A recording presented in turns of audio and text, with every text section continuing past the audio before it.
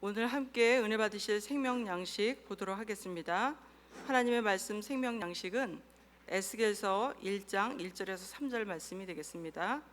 제 성경은 구약 1151페이지가 되겠습니다.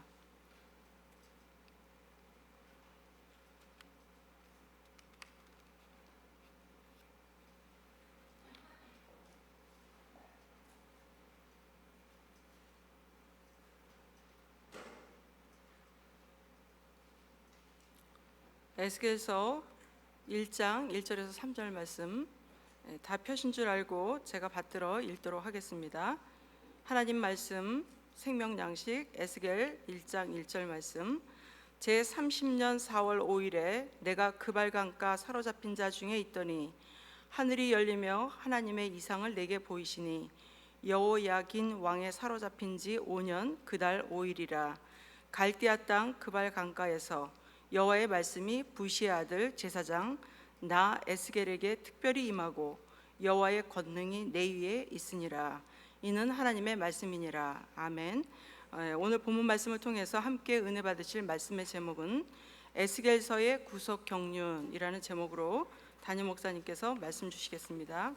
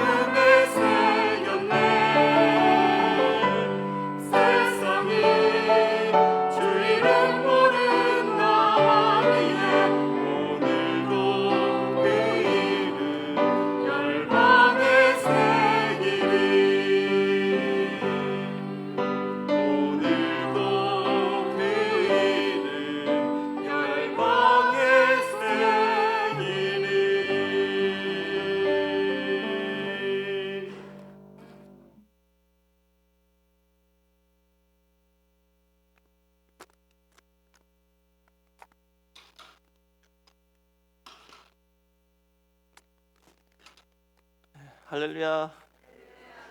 네, 우리 가브리엘 중창단의 아름다운 찬양 진심으로 감사드립니다. 자, 오늘 저는 에스겔 1장 1절에서 3절 말씀을 통하여 에스겔서의 구속 경륜이란 제목으로 잠시 은혜를 나누겠습니다.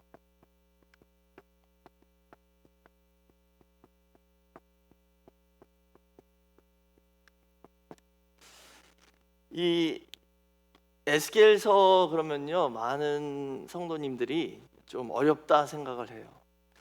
근데 저희만 그런 게 아니라요, 그 옛날 랍비들도 보니까 어떤 분은 이렇게 말씀하셨대요. 에스겔서를 연구하는 것은 성숙한 학자들 외에는 위험하다라고 말했대요.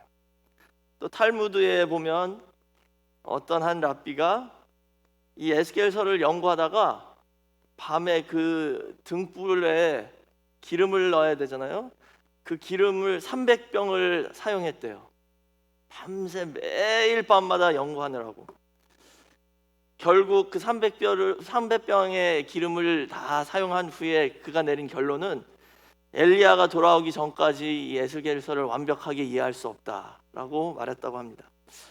이런 것처럼 이 에스겔서가 참 어려운 책이죠. 근데 이제 이 구속사 시리즈 제 11권이 에스겔 성전에 대해서 아마 올해 연말쯤에 나올 거라 예상됩니다. 저희가 이 에스겔서 그 구속사 11권 에스겔 성전을 이제 잘 이해하기 위해서는 이 에스겔서 전체의 그 배경과 내용을 저희가 좀 알고 있으면 아마도 그 책을 읽을 때 도움이 되지 않을까라는 생각으로 제가 오늘부터 수요 예배 때마다 앞으로 이 에스겔서에 대해서 공부를 하도록 하겠습니다. 그래서 오늘 이 서론적인 내용으로 에스겔서의 개요가 되겠죠. 에스겔서의 구속 경륜에 대해서 한번 살펴보도록 하겠습니다. 오늘 이 본문이 에스겔서 1장 1절 보니까 이 에스겔 선지자가 그발 강가, 그러니까 이 바벨론 포로로 끌려와서요. 그 그발 강가에서 포로들 가운데 이렇게 앉아 있었죠. 저는 이걸 읽으면서 왜 그 강가에 이렇게 쓸쓸하게 에스겔 선지자가 혼자 앉아 있었을까 한번 생각을 해봤어요.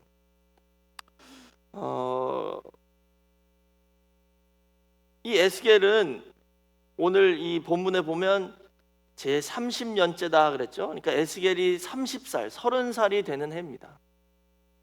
에스겔이 30살이 되는 해가 왜 중요하냐면 에스겔은 제사장 가문에서 태어난 사람이라서요.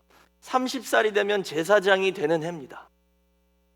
그럼 예를 들어서 저희 오늘날로 말하면 이제 이 사람이 20살 때부터 전도사로서 예를 들자면 제사장 인턴 같은 거예요.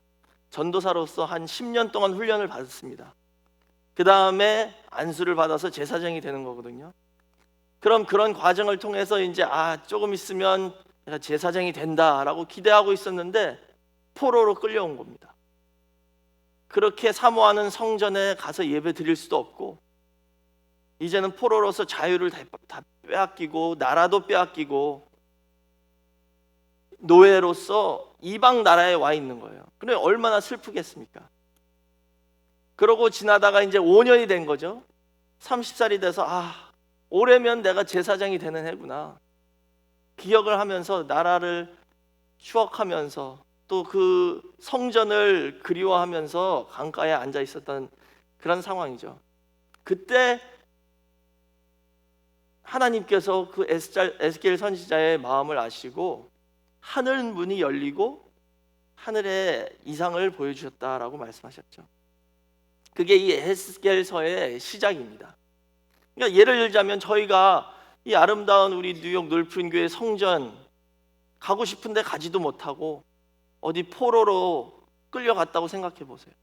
이 성전에서 봉사도 할 수도 없고 예배 드릴 수도 없고 말씀을 받을 수도 없고 나와서 찬양과 기도도 할 수 없다.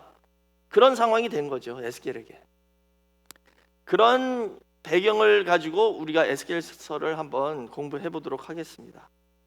그럼 첫 번째로 이 에스겔 선지자에 대해서 한번 살펴볼게요.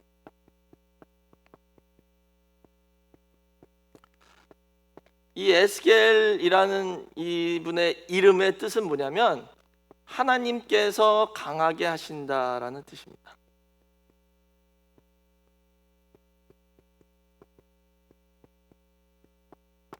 하나님께서 강하게 하신다 이런 뜻이에요. 이 이름의 뜻이.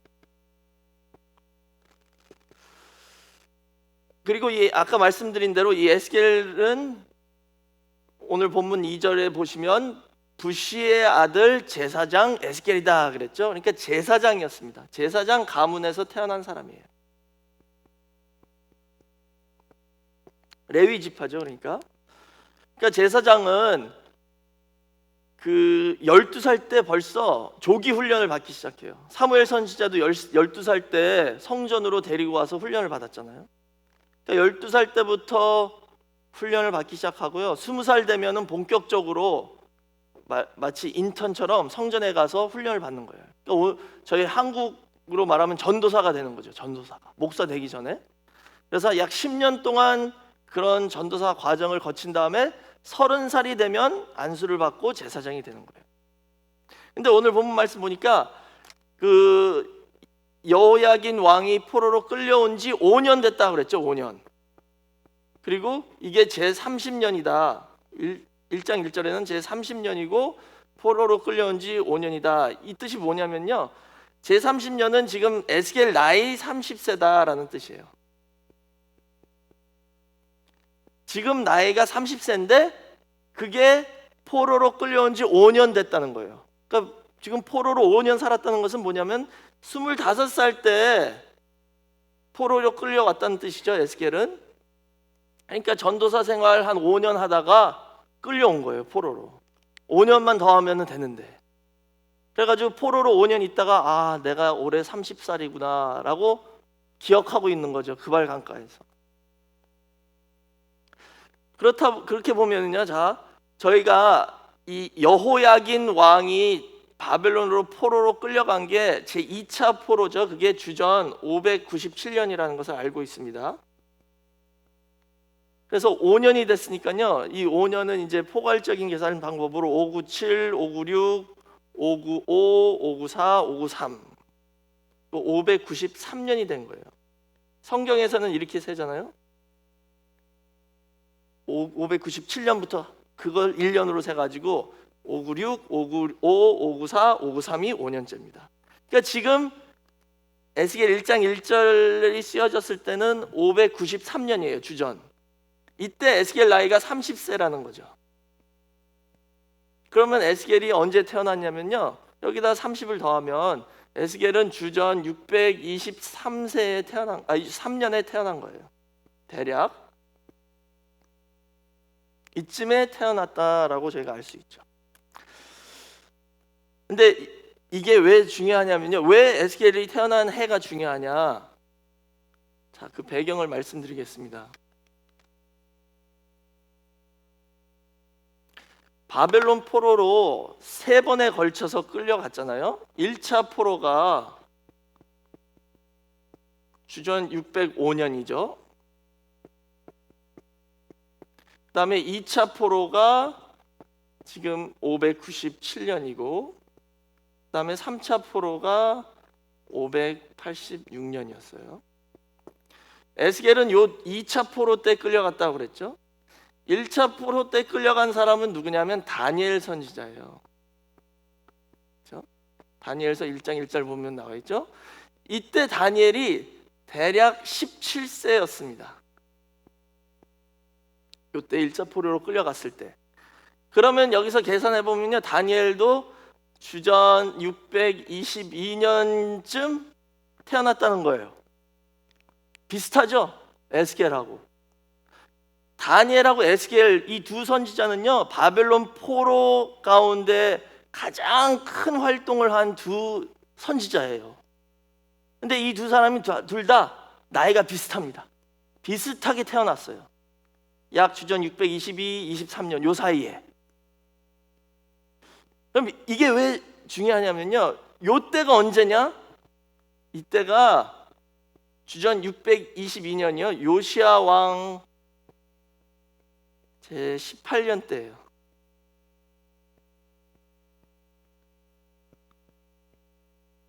그리고 요시야 왕 18년 때 무슨 일이 있었죠? 요시야 왕이 대대적인 종교 개혁을 단행해서 이 해에 주전 622년에 언약책, 율법책을 성전에서 다시 찾았잖아요. 그게 이 해입니다. 요시야 왕 전에 왕들이 다 악한 왕들이었잖아요. 그러니까 하나님 섬기지도 않고 성전도 고치지도 않고 율법책 보지도 않고 있었던 거예요. 그러다가 요시야라는 왕이 등장해서 회개하고 하나님 앞에 종교 개혁을 하기 시작해서 성전을 다 고치고 수리하다가 성전 안에서 율법책을 딱 발견한 거예요. 율법책을 잃어버렸다는 거예요. 그 뜻은 성경책을 잃어버리고 있다가 다시 찾았어요. 그래가지고 딱 읽어보니까 놀란 거야, 요시야 왕이요. 그래가지고 그때 회개하고 그때부터 백성들 다 모아놓고 이 율법책을 다 읽고 하나님 앞에 다시 언약을 했다라고 나와 있죠. 그게 어디 나와 있냐면요, 역대하 34장 30절에서 31절에 있습니다. 여기 보시면 이렇게 나와 있죠. 역대하 34장 30절에서 31절 말씀에 이에 여호와의 전에 올라가매 유다 모든 사람과 예루살렘 거민과 제사장들과 레위 사람들과 모든 백성이 물론 노소하고 다 함께한지라. 왕이 여호와의 전 안에서 발견한 언약책의 모든 말씀을 읽어 무리의 귀에 들리고, 그렇죠? 그 다음에 그 백성들 앞에서 언약을 세웠대요. 이제는 마음을 다하고 성품을 다하여 여호와를 순종하고 그 계명과 법도와 율례를 지킨다라고 언약을 다시 체결한 거예요. 그게 이때입니다. 이해. 근데 요때 이 두 선지자가 태어났다는 거죠. 그 뜻은 뭐냐면 이 요시아의 종교 개혁에 영향을 받은 부모들 하에 자란 자녀들이 에스겔과 다니엘이었다는 거예요. 그리고 그런 지도자들 밑에서 자란 사람들이 에스겔과 다니엘이었다는 거죠. 그러니까 오늘날 우리 늘푸른 교회의 자녀들이 이 말씀 안에서 이렇게 자란다는 게 얼마나 중요하다는 것을 저희가 알 수 있죠. 포로로 갔을 때 이렇게 대단한 선지자들이 이 요시아의 종교 개혁의 결과로서 등장한 거예요. 얼마나 감사합니까? 그러니까 오늘날 저희가 교회에서 말씀 선포하고 주일학교 하고 또 가정에서도 기도하는 거 가르치고 성경 읽게 하고 이게 얼마나 중요하다는 것을 저희가 다시 한번 생각해 볼 수 있습니다. 에스겔 선지자는 그런 배경에서 자란 사람이었어요. 자, 그 다음에 큰 두 번째로 이 에스겔서의 구조에 대해서 한번 살펴보겠습니다.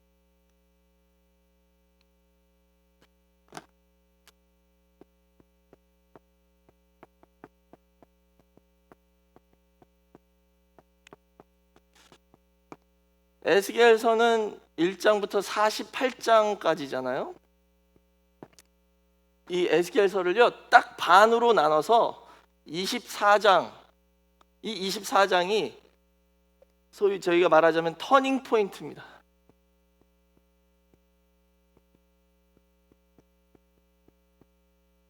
그러니까는 딱 반으로 나눌 수 있어요. 1장부터 24장 그리고 25장부터 48장.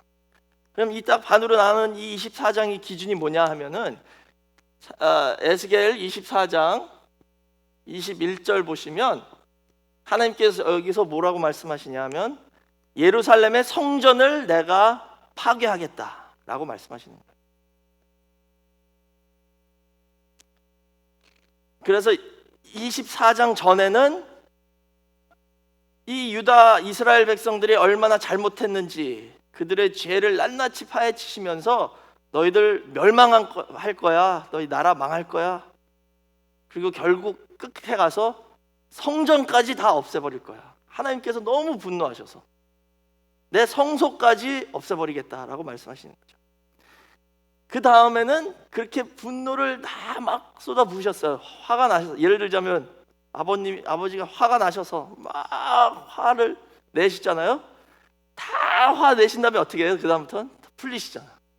그런 것처럼 25장부터는 이제 이스라엘의 회복으로 들어갑니다. 어떻게 하면 다시 돌아오고 하나님의 영광이 다시 돌아온다. 24장까지는 너희들이 너무 범죄를 많이 지어서 하나님의 영광이 떠난다, 이 내용입니다. 그다음에 25장 이후로는 그 반대예요. 거꾸로 이제 어떻게 하면 하나님의 영광이 다시 돌아오실 건다, 이걸 말씀하는 거죠. 좀 더 구체적으로 들어가 보면요, 자 1장에서 3장까지는 에스겔의 소명에 대해서 나와 있고요. 하나님이 에스겔을 부르시는 장면이죠. 그다음에 4장부터 24장이 남유다의 멸망에 대해서,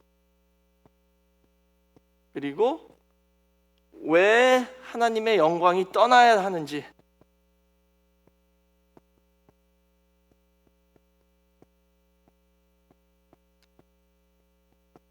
그 이유를 대신 거예요. 이유는 간단하죠. 이스라엘 백성들의 범죄 때문에, 땅을 더럽히고 성전을 더럽혔기 때문에.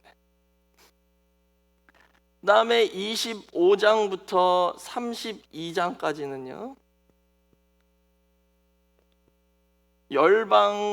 열방의 심판에 대해서 말씀하셨습니다. 4장부터 24장은 이스라엘 백성들, 그러니까 하나님의 백성들이 얼마나 잘못했는지, 어떤 죄를 졌는지, 우상 숭배했고 간음했고 교만했고, 그 지도자들은 성전을 더럽혔고, 이런 것을 다 낱낱이 지적하셨어요. 그래서 하나님이 영광이 떠나시고 예루살렘, 너희가 그렇게 믿고 있던 예루살렘과 그 안에 있는 성전, 너희들의 자기들의 영광이라고 생각했던 그 성전까지도 파괴하시겠다, 이를 말씀하신 겁니다. 그 다음에 25장부터는 예루살렘이 성전이 파괴된 후에는 어떻게 하시냐? 그 주변에 있는 열방, 이방 국가들에 대한 심판을 말씀하시는 거예요. 근데 어떤 나라들이냐 하면은요, 이스라엘 백성들을 유혹해서 죄짓게 한 나라들, 그 다음에 이스라엘 백성들을 공격하고 괴롭힌 나라들, 그 다음에 또는 이스라엘 백성들이 멸망한 걸 보고 아 잘됐다 비웃은 나라들, 이런 나라들을 다 가서 심판하시겠대요. 그럼 이게 왜 중요하냐면요, 여기 24장까지 이제 이스라엘 백성들을 다 멸망시키고 포로로 다 뿔뿔이 흩어지게 만드셨잖아요. 그러면은 바벨론에도 가 있고 애굽에도 가 있고 다 이런 이방 나라로 포로로 끌려갔잖아요. 그럼 그 나라에서 이스라엘 백성들이 살면서 그 다음에 하나님이 이스라엘 백성들을 괴롭혔던 그 이방 나라들 또 심판하시는 걸 또 목격하게 되는 거죠. 그걸 보면서 아, 우리 하나님이 힘이 없으셔서 우리가 포로로 끌려온 게 아니구나, 우리가 심판당한 거구나, 그리고 이 나라들도 이제 심판당하는구나, 이걸 알게 한다는 것이죠. 그 다음에 이제 33장부터 39장까지는 이스라엘의 회복에 대해서입니다.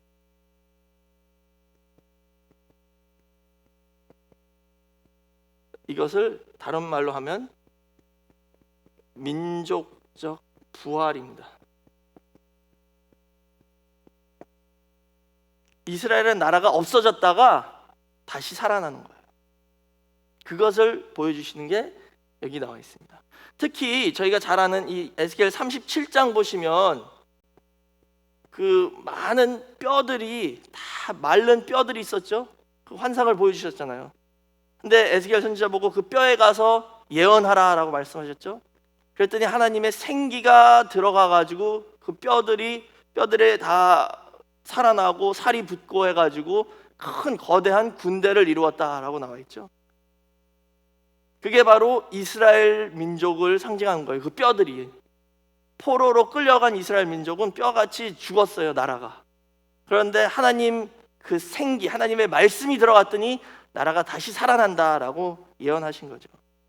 그것을 에스겔 37장 12절에서 13절에는 이렇게 말씀하셨습니다.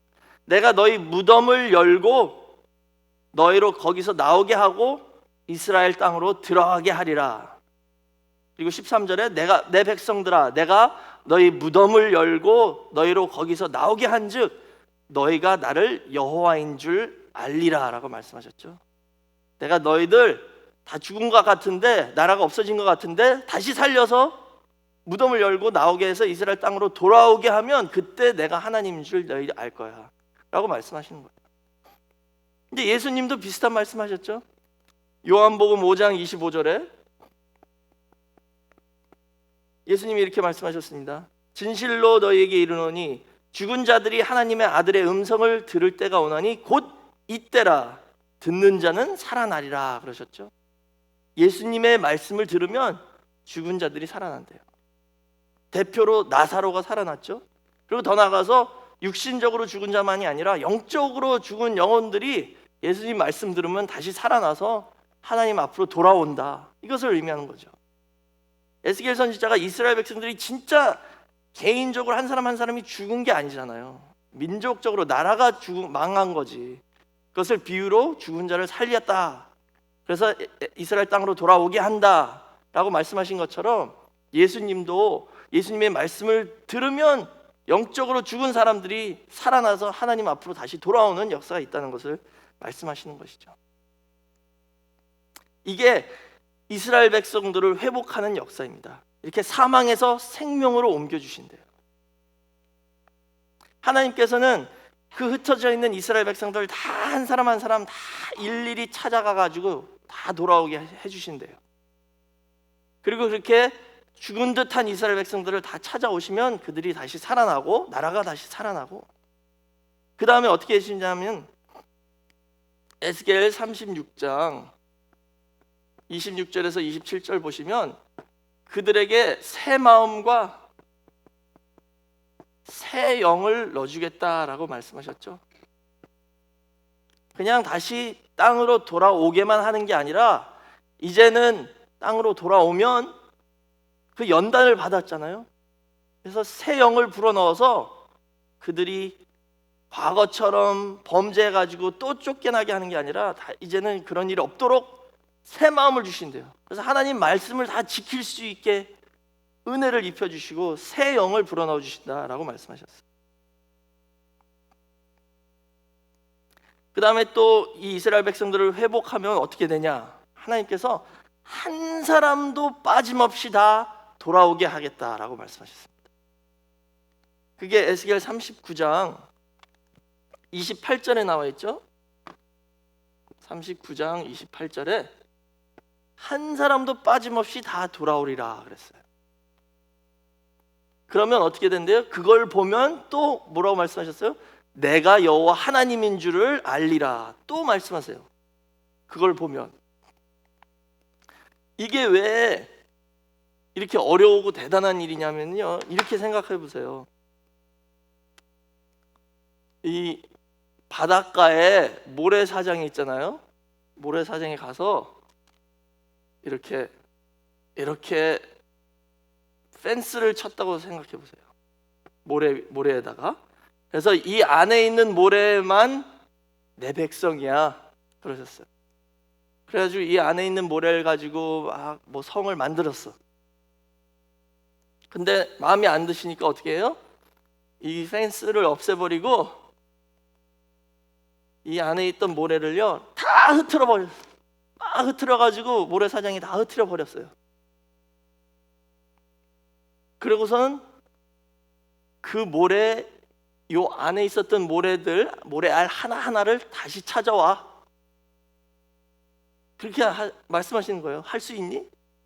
그 안에 있던 모래알 하나하나 다 세가지고 다시 찾아올 수 있어? 근데 하나님께서는 나는 그렇게 할 수 있다는 거예요. 그러니까 그걸 보면 내가 하나님인 줄 알리라 라고 말씀하신 겁니다. 그러니까 오늘날 저와 여러분을요 그렇게 찾아오셨다는 거예요. 모래알같이 작은 저희를 흩으셨다가 어디로 갔는지 다 아신다는 거예요. 그거 하나하나. 그래서 다 가서 한 사람도 빠짐없이 다 돌아오게 찾아오리라 라고 말씀하신 겁니다. 그래서 그걸 보면 너희가 내가 진짜 하나님인 줄 알 것이다 라고 말씀하신 것이죠. 오늘 우리 늘푸른 교회에 나오시는 모든 성도님들을 하나님께서 그렇게 찾아오셨습니다. 지명하셔가지고 우리가 모래알같이 작은 자이지만 다 이름 하나하나 다 부르시면서 친히 다 찾으러 다니셔가지고 하나씩 한 분씩 모으신 거예요. 그렇기 때문에 저와 여러분이 하나님 눈에 보시기에 가장 귀한 하나님의 자녀라는 것을 믿으시기 바랍니다. 그래서 여기서 그걸 보면 내가 하나님인 줄 알리라 라고 말씀하셨죠.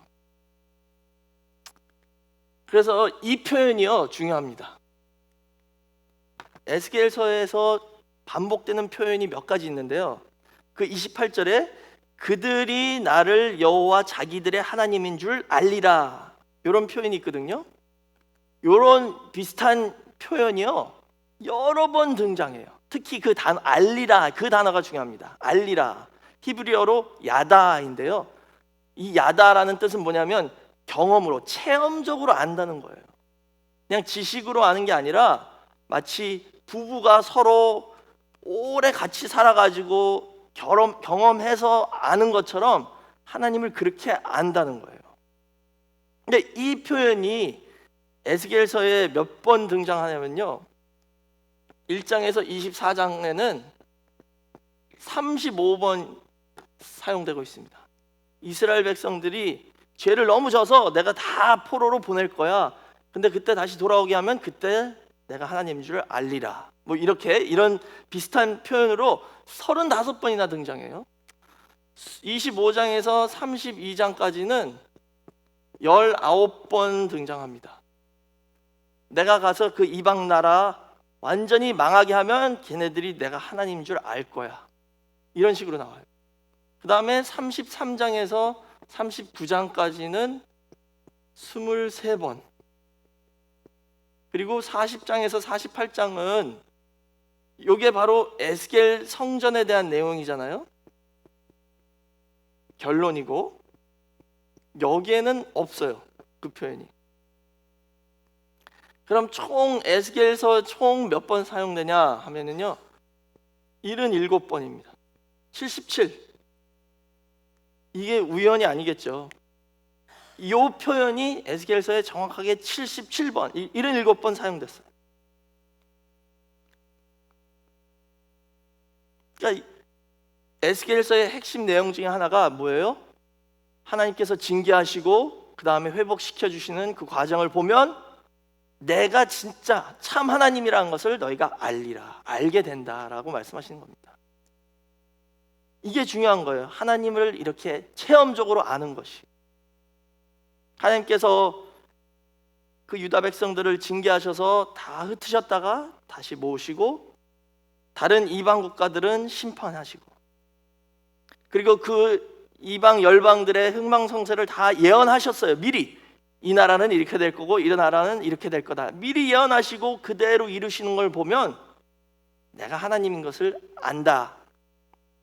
근데 여기 지금 유다 백성들과 이방 나라들도 똑같이 알 것이다 그랬는데 차이점은 뭐냐면요, 이스라엘 택한 백성들은, 택자는 그걸 보고 아, 하나님이 오르셨고 내가 잘못했구나 라는 것을 인정합니다. 그리고 회개해요. 이 연단을 통해서 아, 내가 잘못했고 하나님이 오르셨다라는 걸 인정한다는 거예요, 택한 백성들은. 그리고 회개하죠. 그래서 그 죄를 보고 부끄러워할 것이다 라고 나와 있어요. 근데 택한 백성 아니고 그 이방 백성들은 어떻게 해요? 로마서 1장 21절 보시면 하나님을 알되 하나님께 영화롭게 하지도 않고 하나님께 감사치도 아니하였다 그랬죠. 이런 일들이 일어나는 걸 보고 와, 진짜네. 그런데 회개 안 해요.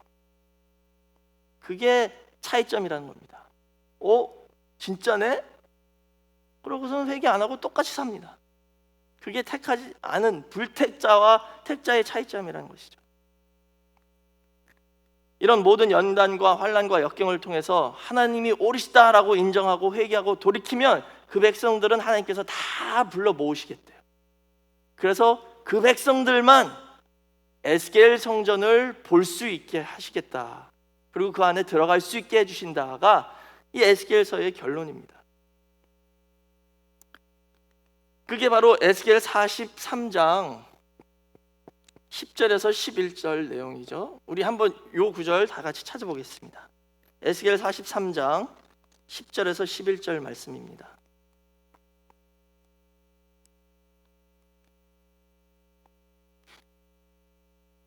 제가 읽겠습니다. 에스겔 43장 10절에서 11절 말씀. 인자야, 너는 이 전을 이스라엘 족속에게 보여서 그들로 자기의 죄악을 부끄러워하고 그 형상을 측량하게 하라. 만일 그들이 자기 행한 모든 일을 부끄러워하거든 너는 이 전의 제도와 식양과 그 출입하는 곳과 그 모든 형상을 보이며 또 그 모든 규례와 그 모든 법도와 그 모든 율례를 알게 하고 그 목전에 그것을 써서 그들로 그 모든 법도와 그 모든 규례를 지켜 행하게 하라라고 말씀하셨죠. 그러니까 누구만 이 에스겔 성전을 보여주래요? 그 자기의 행한 모든 일을 보고 하나님의 기준을 본 다음에 자기의 행동을 보고 이 차이점을 본 다음에 부끄러워하는 사람들, 다시 말하자면 회개하는 사람들만 에스겔 성전을 보게 하고 그 안에 들어가게 하고 그 모든 법도와 율례를 알게 해서 지키게 하라라고 말씀하셨어요. 그러면 이 보는 게 왜 이렇게 중요하냐면요, 이렇게 진정하게 볼 수 있는 사람과 그냥 겉으로 보는 사람의 차이점은 뭐냐면요, 성전의 핵심은 그 안에 하나님의 영광이 있다는 거예요. 에스겔 성전은 하나님의 영광이 복귀된 성전입니다. 하나님의 영광이 떠났다 다시 복귀된 성전인데, 그냥 겉으로 보는 사람은 에스겔 성전 건물로서만 보이는 겁니다. 근데 자기의 죄를 부끄러워하고 회개하고 하나님께서 택하여서 돌아오게 한 사람들은 그 건물 안에 있는, 그 성전 안에 있는 하나님의 영광을 볼 수 있다는 것이죠. 그러니까 예를 들자면 예수님을 바라볼 때 회개하지 않은 사람은 어떻게 보냐? 나사렛 예수라는 사람만 보이는 거예요. 예수라는 사람이야. 근데 회개하고 하나님께서 택하여서 돌아오게 하신 사람은 어떻게 보여요? 그 안에 말씀이 보이고 그 안에 하나님의 영광이 보이고 그 안에 예수님 안에 하나님의 본체를 볼 수 있다는 겁니다. 그게 차이점이라는 거예요. 우리 다 눈 있는데 다 보죠. 근데 영의 눈을 떠서 예수님이 하나님이시구나 라는 것을 볼 수 있게 해주신다는 거죠. 에스겔 성전의 그 실체를 볼 수 있게 해주신다가 이 에스겔서의 마지막 약속입니다. 그 택한 백성들만. 오늘 우리 늘푸른 교회 모든 성도님들이 그런 택한 백성이 되었다는 것을 믿으시기 바랍니다. 그래서 하나님 아버지를 말씀과 체험을 통해서 아는 게 첫 번째예요. 이게 에스겔서의 첫 번째 요구사항입니다. 말씀과 체험을 통해서 하나님을 아버지를 알고, 두 번째는 또 연단을 통해서 하나님께서 저에게 주시는 연단을 통해서 내가 잘못했고 하나님이 옳으셨다라는 것을 인정하고 회개하는 게 두 번째. 이 두 가지 조건을 다 갖추면 우리는 에스겔 성전의 실체를 바라보고 그 안에 들어가고 우리가 에스겔 성전에 포함된다는 그런 약속이 있다는 것을 믿으시기 바랍니다. 그래서 저와 여러분, 우리 늘푸른 교회 모든 성도님들이 아버지의 은혜로 모래알 같은 저희를 다 이렇게 모아주셨습니다. 그리고 불러주셨고 다시 살려주셨어요. 저희 안에 이제 새 말씀을 통해서 새 영을 넣어주시는 과정이 있습니다. 우리의 모든 죄를 부끄러워할 줄 알고 속히 회개하고 말씀과 체험을 통해서 하나님 아버지를 알고 그 앞에 늘 겸손한 마음으로 동행함으로 말미암아 다 에스겔 성전 안에 들어가는 저와 여러분 모두가 되시길 주의 이름으로 축원하겠습니다. 기도하겠습니다. 사랑이 많으신 아버지 하나님, 감사합니다. 오늘 에스겔서의 서론을 통하여 저희가 어떤 조건을 갖춰야지 에스겔 성전을 보고 또 입성할 수 있는지 깨달게 허락해 주심을 진심으로 감사드립니다. 저에게 주시는 여러 말씀을 통하여 또 우리 삶 속에 있는 연단과 체험을 통해서 하나님 아버지를 온전히 알 수 있게 허락하여 주시고, 더 나아가 하나님께서 저의 삶에 주시는 여러 가지 역경과 연단을 통해서 우리의 죄를 부끄러워할 줄 알고 속히 회개하여 하나님께서 저희를 다시 불러 모아주시고 에스겔 성전 안에 입성할 수 있도록 인도하여 주시옵소서. 아버지 하나님, 우리 늘푸른 교회 성도님들 다 기억하여 주시고 하나님께서 지명하여 불러주신 택한 백성인 줄 믿습니다. 그분들의 갖고 있는 모든 기도 제목이 매일매일 하나님 아버지 앞에 상달되어 응답받을 수 있게 허락하여 주시고, 이 마지막 때에 에스겔 같은 사명자로서 주신 모든 사명을 다 감당하기에 부족함이 없는 저희 모든 성도님들 될 수 있도록 인도하여 주시옵소서. 저에게 지금까지 주신 모든 은혜와 축복에 감사하는 마음으로 이 시간 하나님 아버지 앞에 헌물을 드립니다. 바치는 손손길 다 기억하여 주시고 하늘 문을 여사 천천만만배로 갚아주시며 모든 기도 제목이 응답받고 근심 없는 재물의 축복을 받는 가정 모두가 될 수 있게 허락하여 주시옵소서. 이 모든 것을 감사드리며 예수님의 이름으로 기도드렸사옵나이다. 아멘. 하나님께 영광 돌리겠습니다.